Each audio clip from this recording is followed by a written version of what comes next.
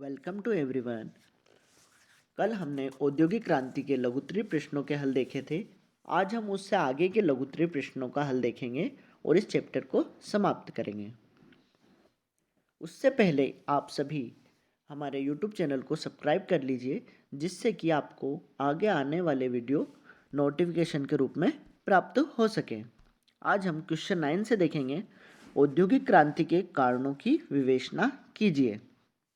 इसमें हम किसी भी प्रकार से लिख सकते हैं, जैसे औद्योगिक क्रांति के कारण निम्न है, औद्योगिक क्रांति के कारण इस प्रकार से हैं। उसके बाद हम पहले पॉइंट से शुरू करेंगे, जनसंख्या में वृद्धि। ये हमारा है पहला पॉइंट। यूरोप में 18वीं और 19वीं शताब्दी में जनसंख्या में वृद्धि हुई, जिससे वस्तुओं की मांग बढ़ी और औद्योगिक विकास को गति प्राप्त हुई। ये हो गया हमारा पहला कारण। दूसरा कारण देखते हैं, व्यापारिक क्षेत्रों का विकास। यूरोपीय देश जैसे इंग्लैंड, फ्रांस, इंग्लैंड बहुत सारे उपनिवेश स्थापित कर लिए थे, जहां जनसंख्या में वृद्धि होने से व्यापारिक वस्तुओं की मांग बढ़ी। इस प्रकार निरंतर व्यापार के विकास ने औद्योगिक क्रांति को अनिवार्य बना दिया। देखिए, जिस प्रकार इन्होंने क्या उपनिवेश स्थापित किए थे, उससे वहां की जनसंख्या को क्या हो, जो वस्तुओं की मांगे होती थी उनकी पूर्ति ये करते थे। जब वहाँ पर डिमांड बढ़ने लगी तो उन्होंने वस्तुओं का अधिक उत्पादन करने की कोशिश की और इसी कोशिश में औद्योगिक क्रांति को बढ़ावा मिला। अगला पॉइंट देखते हैं, वैज्ञानिक आविष्कार। 18वीं शताब्दी में विज्ञान के क्षेत्र में भी अभूतपूर्व प्रगति हुई। जॉन के ने फ्लाइंग शटल, जेम्स हारग्रीव्स ने स्पिनिंग जेनी, रिचर्ड आर्कराइट ने वाटर फ्रेम नामक यंत्रों के आविष्कार किए, जिससे औद्योगिक क्रांति को बल मिला। ये सभी आविष्कार जो थे, इनकी एक प्रमुख विशेषता ये रही है कि ये शुरुआत में हुए कपड़ा क्षेत्र में, जिससे कपड़ा क्षेत्र में औद्योगिक क्रांति की शुरुआत हुई। लेकिन ये यही नहीं रुके, धीरे धीरे आगे के क्षेत्रों में, जैसे स्टीफेंसन ने रेल इंजन का आविष्कार किया, इस प्रकार अलग अलग क्षेत्र में इनका फैलाव होने लगा और एक ये क्रांति के रूप में आगे बढ़ी। अगला पॉइंट देखते हैं, कोयला और लोहे की उपलब्धता। कोयला और लोहे की उपलब्धता से मशीनों का निर्माण हुआ और मशीनों से औद्योगिक क्रांति को महत्वपूर्ण सहयोग प्राप्त हुआ, क्योंकि किसी भी उद्योग के लिए मशीनों की आवश्यकता सर्वप्रथम आवश्यकता होती है। अगला पॉइंट है, फ्रांस की राज्य क्रांति का प्रभाव। फ्रांस, नेपोलियन ने संपूर्ण यूरोप को युद्ध में धकेल दिया था। ऐसी स्थिति में यूरोप में आवश्यक वस्तुओं की कमी हो गई थी, अतः वस्तु की मांग को पूरा करने के लिए उत्पादन के साधनों में सुधार करना आवश्यक हो गया था। अब व्यापारिक केंद्रों की स्थापना होने लगी थी, जिससे औद्योगिक क्रांति को बल मिला। देखिए, हमने 5 पॉइंट पढ़े हैं इसमें, लेकिन आप इसमें से 3 से 4 लिख सकते हैं, क्योंकि ये 3 नंबर में क्वेश्चन पूछा जाएगा और हमें लिखना है लगभग 60 से 70 शब्दों में। लगभग 13 से 14 लाइन आपको पेपर कॉपी में भरनी है, तो आप इसमें से कुछ छोड़ सकते हैं। अगला क्वेश्चन देखते हैं, औद्योगिक क्रांति में समाज के नए वर्गों को जन्म दिया, इस कथन की पुष्टि कीजिए। अब हम देखते हैं इसमें, औद्योगिक क्रांति ने यूरोप के सामाजिक जीवन में भी क्रांतिकारी परिवर्तन किए। इस क्रांति से पूर्व यूरोप का समाज 3 वर्गों में बटा हुआ था, कुलीन, पादरी और साधारण वर्ग। औद्योगिक क्रांति के फलस्वरूप समाज की वर्ग संरचना में क्रांतिकारी परिवर्तन हुए व नवीन सामाजिक वर्गों का उदय हुआ।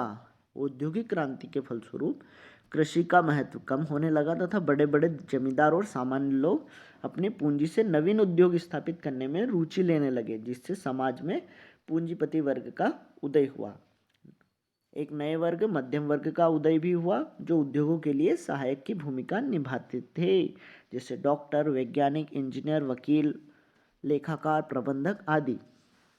औद्योगिक क्रांति के समय कृषि क्षेत्र में हुए नवीन वैज्ञानिक आविष्कारों ने खेतीहर मजदूरों व किसानों के लिए बेरोजगारी की समस्या उत्पन्न हो गई थी, जो बड़े बड़े कारखानों में वेतनभोगी के रूप में कार्य करने को विवश हो गए। यह समाज का मजदूर वर्ग कहलाया। अतः कहा जा सकता है कि औद्योगिक क्रांति के फलस्वरूप समाज में 3 वर्गों का उदय हुआ। पहला है पूंजीपति, दूसरा मध्यम वर्ग और तीसरा मजदूर वर्ग। देखिए, इसमें हम देखते हैं औद्योगिक क्रांति से पूर्व क्या था, समाज 3 वर्गों में बटा हुआ था। वो 3 वर्ग थे, कुलीन, पादरी और साधारण वर्ग। लेकिन औद्योगिक क्रांति से पूर्व जब कृषि क्रांति हुई तो उसमें क्या हुआ, नए नए आविष्कार होने लगे, जिससे जो स्थानीय मजदूर थे वो बेरोजगार होने लगे। अब इस बेरोजगारी के कारण वो शहरों की ओर पलायन करने लगे, जिससे उद्योगों को क्या हुआ, सस्ते मजदूर प्राप्त होने लगे। ठीक है, तो ये जो मजदूर थे ये एक नया वर्ग बन गया, जिसे नाम दिया गया मजदूर वर्ग। ठीक है, और वे लोग जो क्या करते थे, उद्योगों को स्थापित करते थे, वो कहलाए पूंजीपति वर्ग। ठीक है, और आगे हम देखते हैं, अब इन उद्योगों को चलाने के लिए कुछ लोगों की आवश्यकता थी सहायता के लिए। जैसे वैज्ञानिक जो क्या करते थे, नए नए आविष्कार करते थे, नई मशीनों का निर्माण करते थे। इंजीनियर ये क्या करते थे, मशीनों के लिए टेक्नोलॉजी उपलब्ध कराते थे। वकील क्या करते थे, विभिन्न विवादों में सहायता करते थे। ऐसे ही उद्योगों को चलाने के लिए, मैनेजमेंट करने के लिए प्रबंधक की आवश्यकता होती थी। ठीक है, इस प्रकार ये एक सहायक वर्ग उदय हुआ, जिसे नाम दिया गया मध्यम वर्ग। ठीक है, ये 3 वर्ग उदय हुए, पूंजीपति और मध्यम और मजदूर वर्ग। अगला क्वेश्चन है हमारा, औद्योगिक क्रांति के लिए कौन कौन सी परिस्थितियां बहुत अनुकूल थी। ये क्वेश्चन ऐसा है जो औद्योगिक क्रांति के कारण ही माने जाएंगे इन क्वेश्चन को। इसमें से जो आपने कारण याद करे हैं वही इसमें भी आ जाएंगे। थोड़ा सा परिवर्तन होगा कि जो परिस्थितियां हैं वो किस प्रकार परिवर्तित हुई। ठीक है, इसे हम लिख सकते हैं कि निम्न परिस्थितियां अनुकूल थी, या परिस्थितियां जो अनुकूल थी वो इस प्रकार हैं, या इन परिस्थितियों ने औद्योगिक क्रांति को सहायता की। ठीक है, इसमें हम पहला पॉइंट देखते हैं, औद्योगिक क्रांति से पूर्व इंग्लैंड में कृषि क्रांति हो गई थी, जिससे खेतीहर मजदूर और छोटे किसान बेरोजगार हो गए, जो कारखानों में सस्ती दर पर काम करने के लिए मजबूर हुए, जिससे औद्योगिक क्रांति को बल मिला। देखिए, इससे क्या हुआ, जब सस्ते मजदूर प्राप्त हुए तो मशीनों से सस्ते वस्तुओं का निर्माण होने लगा, जिससे औद्योगिक क्रांति के लिए अनुकूल परिस्थितियां निर्मित हुई। दूसरा देखते हैं, यूरोप में औद्योगिक क्रांति के मध्य से जनसंख्या बढ़नी शुरू हुई, जिससे वस्तुओं की मांग बढ़ने लगी। बढ़ी हुई वस्तुओं की मांग की पूर्ति के लिए औद्योगिक क्रांति को बल मिला। देखिए, जब डिमांड अधिक होगी, अगर जनसंख्या अधिक है तो डिमांड अधिक होगी, डिमांड अधिक होगी तो वस्तुओं के निर्माण के लिए पूंजीपति वर्ग लोग अधिक पैसा लगाएंगे, क्योंकि उन्हें मुनाफा अधिक होगा। ठीक है, तो इस प्रकार क्या होगा, वस्तुओं की मांग औद्योगिक क्रांति के कारण के लिए बढ़ने लगी। तो ये क्या था, उसके लिए पुश फैक्टर था, मीन्स क्या था, औद्योगिक क्रांति को बढ़ावा देने वाला ये फैक्टर था।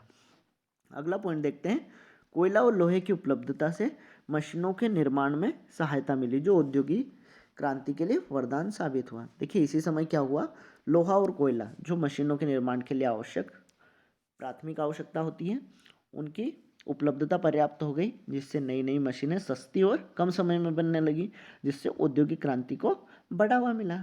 अगला पॉइंट देखते हैं, 18वीं शताब्दी में विज्ञान के क्षेत्र में अभूतपूर्व प्रगति हुई और अनेक आविष्कार हुए, जिससे औद्योगिक क्रांति को बढ़ावा मिला। देखिए, औद्योगिक क्रांति में क्या हुआ, जो जो आविष्कार नए होने लगे, जैसे जॉन के का फ्लाइंग शटल, हार्ग्रीव्स का स्पेनिंग जेनी, स्टीफेंसन ने रेल इंजन का आविष्कार कर दिया। ये ऐसे आविष्कार थे जिससे व्यापार और व्यवसाय को बढ़ावा मिलने लगा, जिससे औद्योगिक क्रांति को अनुकूल परिस्थितियां निर्मित होने लगी उसके अनुसार। अगला पॉइंट देखते हैं, नहर और रेल जैसे नवीन परिवहन के साधनों का विकास होने से व्यापार और व्यवसाय में सुगमता हुई। जब रेलवे और नहर का विकास हुआ तो इससे क्या हुआ, व्यापार बढ़ने लगा, तेजी से सामान एक स्थान से दूसरे स्थान तक जाने लगा, और सामान भी परिवहन के लिए सस्ता पड़ता था। और जब वस्तुएं सस्ती होंगी एक स्थान से दूसरे स्थान पर ले जाने में, तो अधिक बिकने लगेंगी। इस प्रकार क्या हुआ, ये सभी अनुकूल परिस्थितियां औद्योगिक क्रांति के लिए उपलब्ध थी। इस क्वेश्चन में आप 3 से 4 लिख सकते हैं, आपको जो अच्छे लगे, और आपका एक क्वेश्चन पूरा हो गया। इस प्रकार हमने इस चैप्टर को खत्म कर लिया है।